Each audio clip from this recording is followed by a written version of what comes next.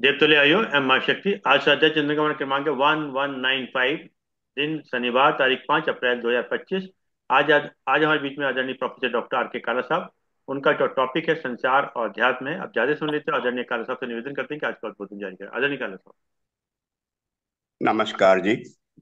ओम भूर्भुवः स्वः तत्सवितुर्वरेण्यं भर्गो देवस्य धीमहि धियो यो नः प्रचोदयात्। ओम शांति शांति शांति। हो आज का जो टॉपिक चल रहा है, महात्मा लाखन सिंह ने लिया था, वो ये था कि लोक और अध्यात्म।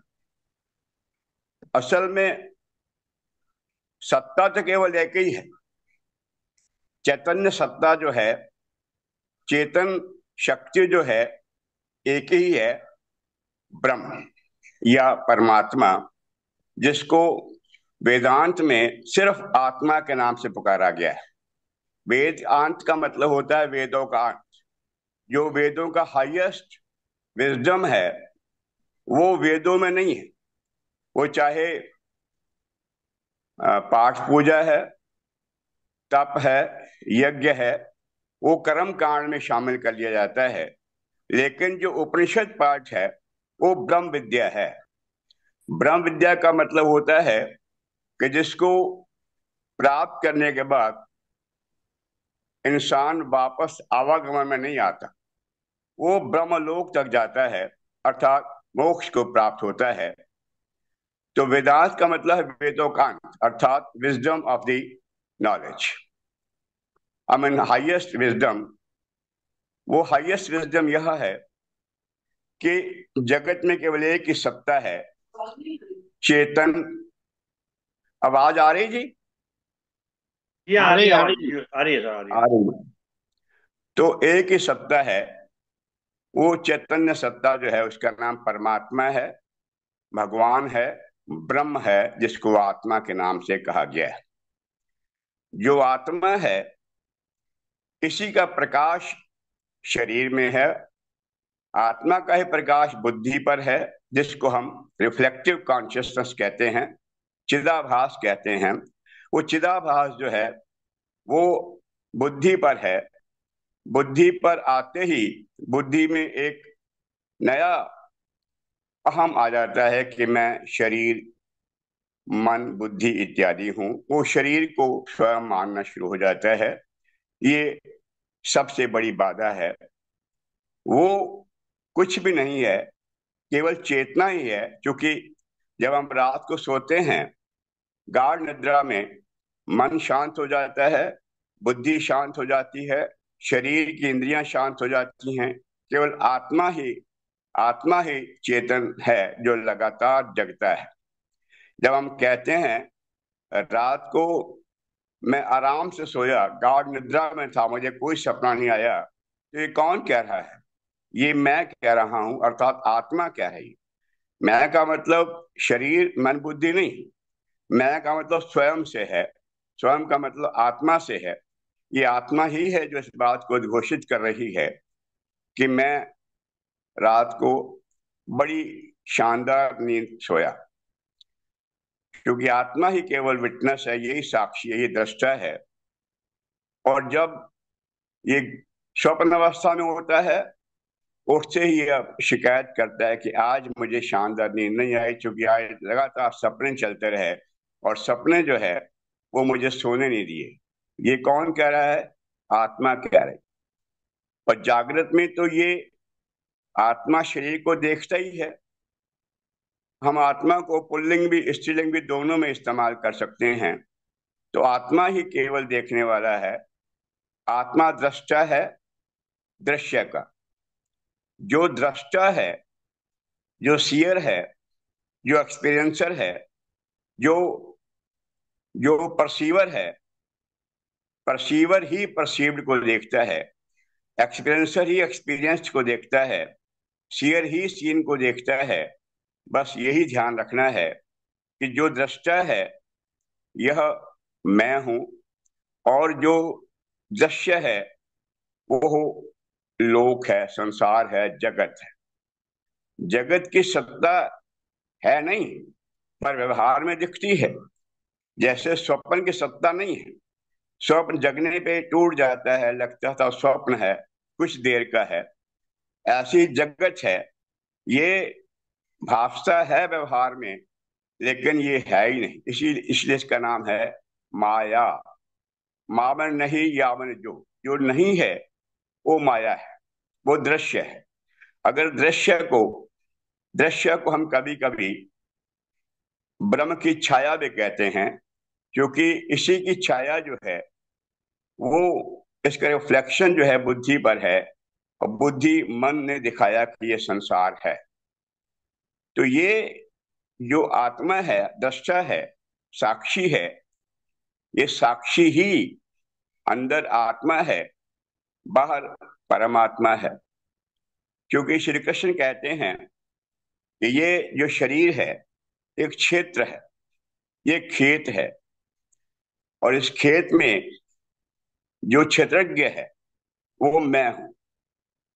क्षेत्रज्ञ मैं हूं का मतलब कि मैं शरीर नहीं, कृष्ण नहीं, जो आकृति में आए हैं वो नहीं। हमारी तो यही भूल हो जाती है, हम आकृति में ही राम को देखना चाहते हैं, आकृति में कृष्ण को देखना चाहते हैं, आकृति में शिव को देखना चाहते हैं। नहीं, वो केवल आकार थे, अवतारी पुरुष आए और चले गए। उसके बाद केवल एक ही चेतन सत्य है, चैतन्य। और चैतन्य ही, सच्चिदानंद ब्रह्म ही वहां कह रहा है कृष्ण के रास्ते से। इसीलिए इस पूरी गीता में कहीं कृष्ण उवाच नहीं, भगवान उवाच।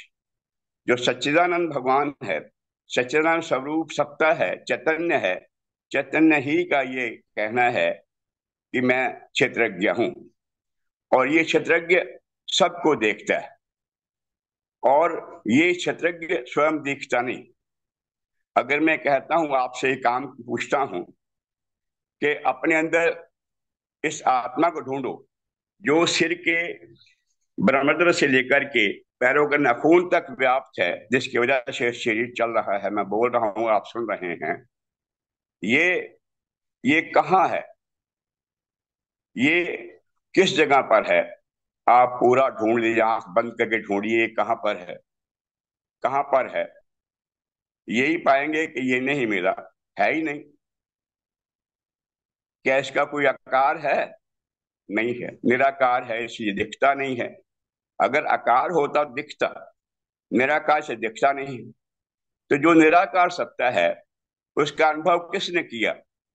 स्वयं ने तो किया है, मैंने तो किया है, चेतना ने तो किया है। ये चैतन्य जो है ये अनुभव करता है किसका? नथिंगनेस का, शून्य का। तो शून्यता में केवल एक ही सत्ता है, चैतन्यता, आत्मा। ये जो आत्मा है जिसने अनुभव किया है कि अंदर कुछ भी नहीं है, जो अदृश्य है, अनसीन है, अव्यवहार्य है, और जो व्यवहार में लाया नहीं सकता, चिंतन जिसका किया नहीं जा सकता, जो अपव्यय है, खर्च हो नहीं सकता, वो चेतन सत्य जो है वो केवल निराकार सत्य है, जिसका अनुभव स्वयं चेतना ने किया है कि शरीर के अंदर ये कहीं पर भी नहीं। तो भाव यह है, ये जो चेतना है, चैतन्य है, ये चैतन्य ही वो ब्रह्म है। चैतन्य ही वो ब्रह्म। शब्द बहुत बड़ा बेशक जरूर है, पर जो ब्रह्म है बाहर, जो चैतन्य बाहर सत्ता है, अंदर में यही सत्ता ही है। इसके निकल जाने में शरीर शव हो जाता है, कुछ है ही नहीं। ना कान सुनते हैं, ना आंखें देखती हैं, न नाक सूंघता है, न जीवा रस लेती है, न त्वचा स्पर्श का सुख लेती है, क्योंकि इसके निकल जाने के बाद कुछ नहीं। तो ये परसीवर है, आंखें देखती हैं, कान सुनते हैं, जो जिसका विषय है, जिस इंद्रिय का जो गुण धर्म है, उस धर्म, उस गुण धर्म को पूरा करना भी देखना कहा जाता है। मैंने आंखों से देख लिया है, मैंने कान से सुनकर देख लिया है, मैंने जीवा को चख कर, जीवा से चख कर देख लिया है, मैं सूंघ कर चख लिया है, देख लिया है, मैंने स्पर्श करके देख लिया है। तो हर चीज देखी जाती है, हर चीज का परसेप्शन होता है, उसे सीन कहा जाता है, और एक्सपीरियंस होता है। ये अनुभव करने वाला कोई और नहीं, केवल एक ही सत्ता है, वो है अद्वैत चैतन्य। यानी जहां भी आप द्वैत देखते हैं, द्वैत भी अल्टीमेटली अद्वैत ही है, क्योंकि द्वैत जो है वो केवल व्यवहार में है, और वास्तविक में केवल एक ही सत्ता है, चैतन्य, जिसको शंकराचार्य कहते हैं कि मैं मन नहीं, बुद्धि नहीं, चित्त नहीं, अहंकार नहीं, राग नहीं, द्वेष नहीं, कर्मेंद्रियां नहीं, ज्ञानेंद्रियां नहीं, किसी भी तरह कोई किसी तरह का मेरा चिन्ह नहीं, कोई लक्षण नहीं है। बिना लक्षण वाला, बिना किसी चिन्ह वाला, बिना किसी लिंग वाला। लिंग मैंने पहचान, जैसे आग है तो पीछे लिंगी है, धुआं है तो पीछे लिंगी आग है। तो लिंग और लिंगी का संबंध होता है, एक कॉज है, इफेक्ट है। अगर धूप है तो इसका मतलब सूरज भी है। तो इस तरह से ये बात स्पष्ट हो जाती है कि केवल चेतना ही है जो सब शरीरों में है, और सारे गुण धर्म, जो आंखों की आंख है, जो आंख को भी देखने वाला है, जो कानों का कान है, कानों को भी देखने वाला है, जो जिह्वा की भी जिह्वा है, जो त्वचा की भी त्वचा है, मन का भी मन है। यही तो सवाल पूछा था केन ने पहला, वो कौन है जिससे कान सुनते हैं, वो कौन है जिससे आंखें देखती हैं, वो कौन जिससे जीवा रस लेती है, वो कौन जिससे त्वचा स्पर्श करती है, वो कौन है जिससे वाणी मुंह वाणी देता है। तो यही ऋषि ने कहा कि वो केवल चेतना ही है। इस चेतना के कारण ही सारे गुणधर्म, इंद्रियां अपने परफॉर्म कर रही हैं। शरीर चलता है, मुंह बोलता है, हाथ पकड़ते हैं, और और मलमूत्र द्वार जो अपना अपना काम करते हैं, त्याग और ग्रहण, ग्रहण और त्याग करते रहते हैं। और इनके पीछे केवल एक ही सत्ता है, और वह है चैतन्य। चैतन्य को हम दृष्टा कहते हैं, और दृष्टा का जो कन्वर्टेड रूप है, जो छाया है, वो वो दृश्य है। दृश्य संसार है, लोक है, और दृष्टा जो है वो चेतन है। और ये चेतन सभी के लिए है। इसीलिए महर्षि याज्ञवल्क्य ने कहा था अपनी पत्नी मैत्रेयी से कि अगर पति पत्नी से प्रेम करता है तो स्वयं से प्रेम करता है। स्वयं का मतलब आत्मा, आत्मा से प्रेम करता है। अगर पत्नी पति को प्रेम करती इसलिए करती है चूंकि इसके अंदर आत्मा है, वो आत्मा से प्रेम करती है। तो पति पत्नी से, पत्नी पति से, दोस्त दोस्त से, गुरु शिष्य से, पिता संतान से प्रेम करता है, केवल आत्मा से प्रेम, क्योंकि सबके अंदर वही आत्मा सर्वव्यापक है। वो कोई भी संसार का जीव बिना चेतना के नहीं। चेतना ही से ये सूर्य निकला, वो गर्मी और प्रकाश के रूप में सामने आया। चेतना से ही जल उत्पन्न हुआ, जिसमें ठंडक और शीतलता हो गई। चेतना ही से वायु पैदा हुई, जिसमें बहाव और गति पैदा हो गई। तो चेतना ही एक ऐसी सत्ता है, चैतन्य सत्ता ही वो सत्ता है जिसको हम दृष्टा कहते हैं। और दृष्टा कोई नहीं, मैं स्वयं हूँ। स्वयं का मतलब आत्मा, आत्मा ही दृष्टा है। तो 13वां अध्याय जो गीता का है, क्षेत्र क्षेत्रज्ञ, वो पूरा जो पूरा वेदांत का ही एक तरह का सार है, जिसके अंदर केवल क्षेत्र और क्षेत्रज्ञ की बात कही है, दृश्य और दृष्टा की बात कही है। तो दृष्टा कोई और नहीं बल्कि हर प्राणी के अंदर जो उसकी चेतना है, वो चेतना ही दृष्टा के रूप में कार्य कर रही है। अब हमारी बाधा यह है कि हम उसको चाहते हैं शरीर रूप में, आकार और नाम रूप में सामने आए, वो संभव नहीं। दूसरी बाधा यह है कि हम इसको कहीं बाहर खोजते करते हैं, कोई नदियों के स्नान में, कोई तीर्थाटन में, कोई जंगलों में। वो जो सत्ता वहां है, वो सत्ता तो यहाँ ही है ना। जो बनारस में रहते हैं, कभी घाट पे गए नहीं होंगे देखने के लिए। जो हरिद्वार रहते हैं, ऋषिकेश, कभी गंगा जी गए ही नहीं होंगे जाकर के। और जो बाहर से लोग जाते हैं, वो नित्य जाकर दर्शन करते हैं, स्नान करते हैं, उसका लाभ लेना चाहते हैं। तो वो जो सत्ता हमारे लिए वहां है, उनके लिए कहीं भी नहीं है, उनके लिए तो वही है। तो भाव ये है कि परमात्मा या आत्मा कहीं बाहर नहीं है, वो स्वयं के भीतर ही है। स्वयं के भीतर जो बाहर सत्ता, ऊपर नीचे आगे पीछे दाएं बाएं इधर उधर समस्त दिशाओं में जो जो परमात्मा है, जो सत्ता काम कर रही है, वही सत्ता शरीर के अंदर भी है। तो शरीर के अंदर अंदर की सत्ता जो है, यानी दोनों में एकत्व है। एकत्व के बिना कुछ नहीं, केवल एकत्व। या आत्मा जो अखंड है, कोई कहते हैं इसके खंड खंड होकर शरीरों में नजर आ रही है, असंख्य शरीर,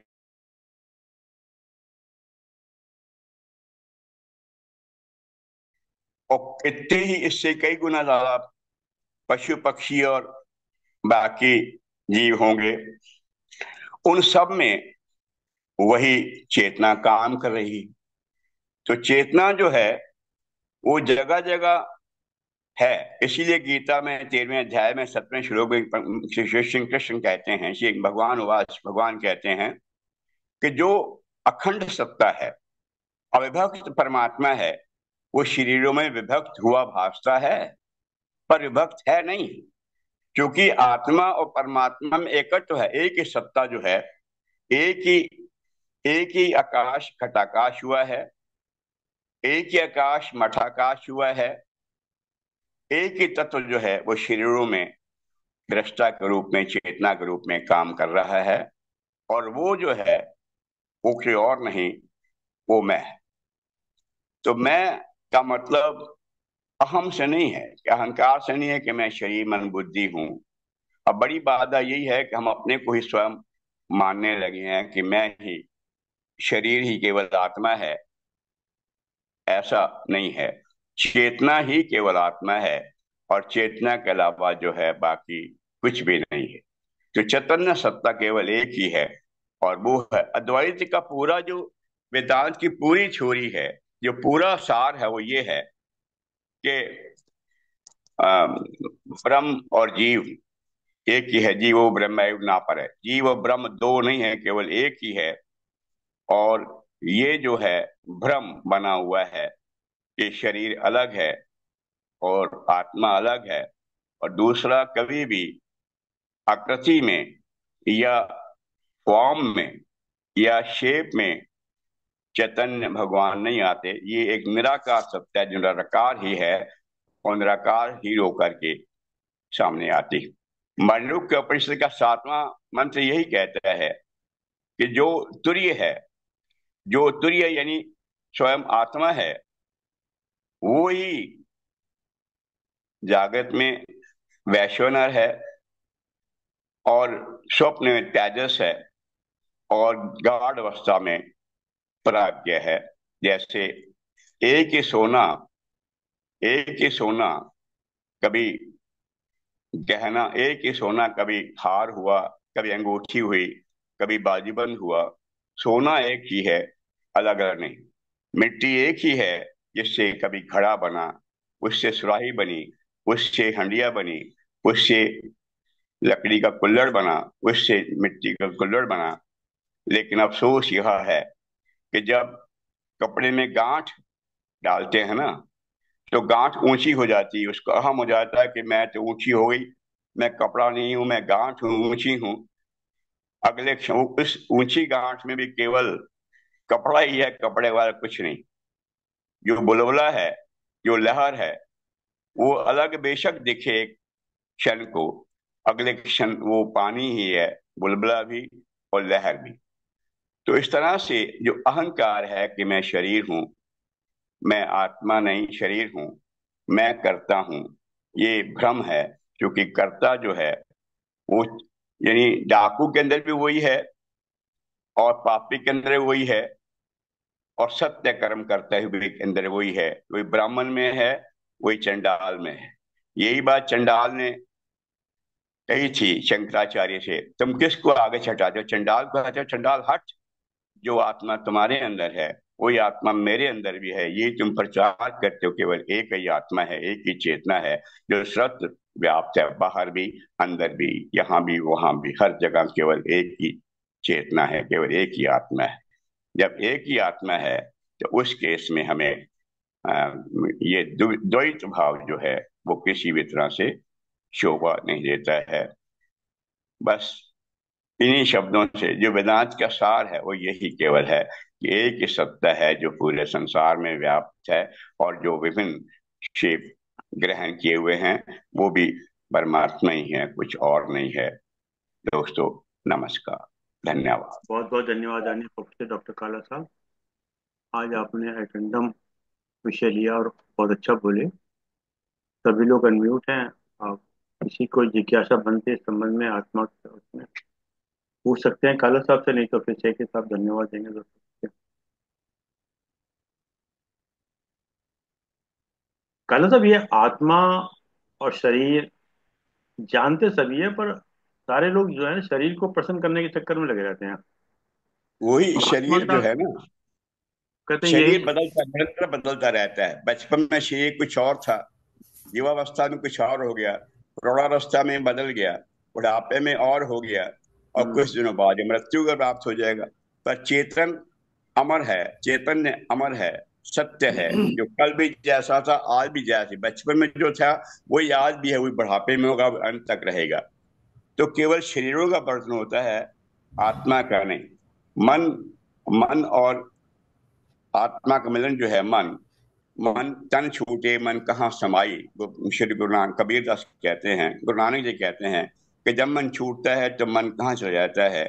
जन्म मन को होता है, आत्मा तो केवल एक ही है, अमर है, वही आत्मा सब में रहती। शरीर जो है परिवर्तनशील है, जो चीज परिवर्तनशील है वो मिथ्या है, और वो खत्म होने वाली है, बुझने वाली है, मिटने वाली और काला साहब, जब तक समझ में आता है तब तक चलने का वक्त आ जाता है। है। यही बात है कि जब तक समझ नहीं आती तब तक आदमी ये समझता है कि मैं शरीर हूँ, मन ही बुद्धि हूँ, सब कुछ मैं ही। तो वो टाइम नहीं मिलता ना, समझ नहीं आता ना। यही वो और चिदाभास जब और बुद्धि पर आपने भी रिफ्लेक्शन बताया आता था है। कि आज के जो बच्चे हैं वो कहते हैं भाई पोता पोती को मत कहो, इन्हें पढ़ने दो, आप जाते रहो। क्यों? अब ये देखिए ना कितनी बड़ी विडंबना हमारे यहाँ। हम्म। जानते जब तक समय सब कुछ है।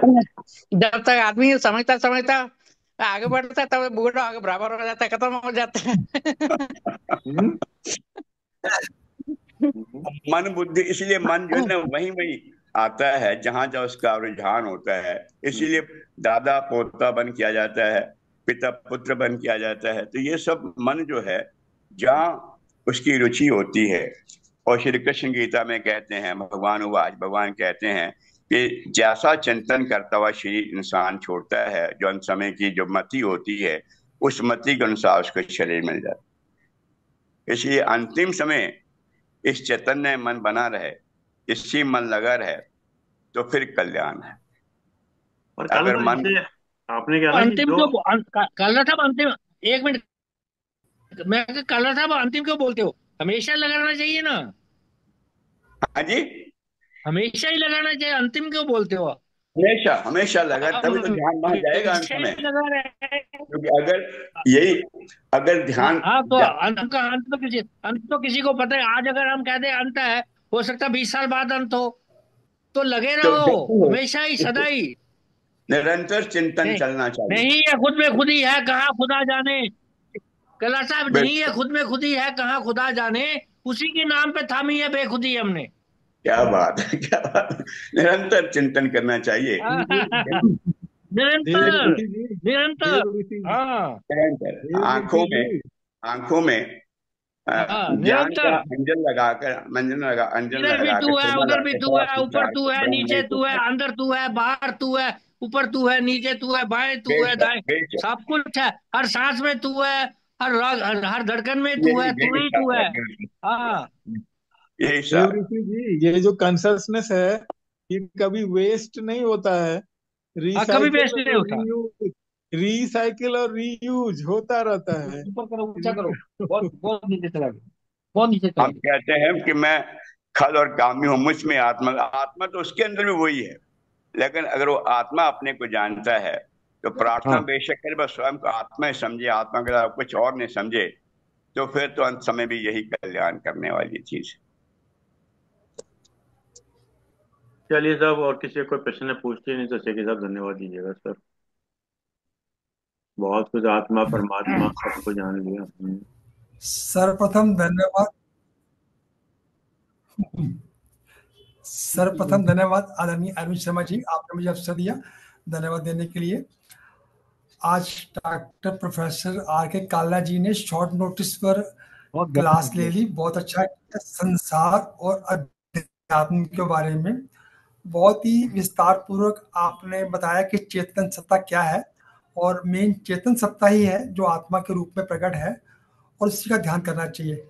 ये हमारी भी खुश नसीबी है कि हमारे जो पार्टिसिपेंट्स हैं उसमें देवऋषि जी पूरे लगे हुए हैं, और हमारे को भी उसका असर होना शुरू हो जाएगा, क्योंकि जो प्रत्यक्ष हमारे सामने उदाहरण है, हम उसको एग्जाम्पल सामने रख के हम भी कोशिश करेंगे कि दिन रात हर समय हम उस आत्मा का चिंतन करें और हाँ हमेशा चेतन अवस्था में रहें।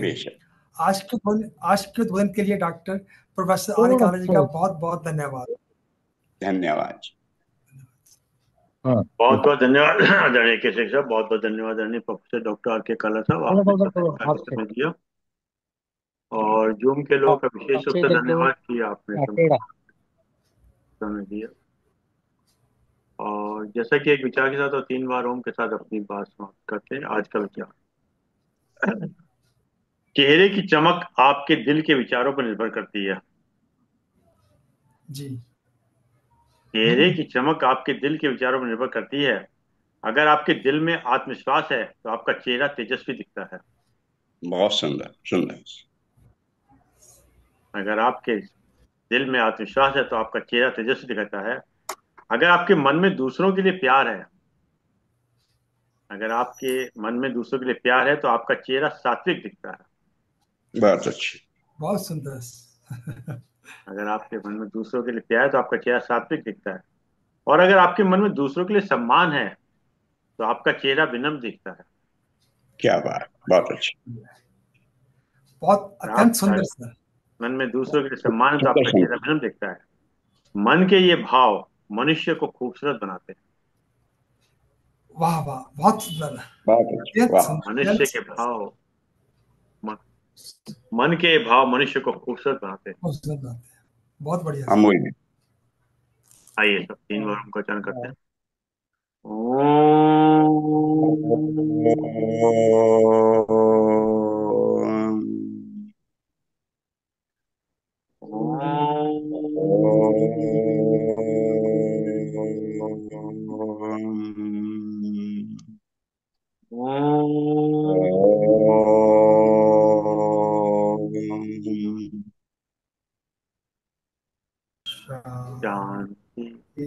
शांति शांति शांति। सभी को प्रणाम। नमस्कार।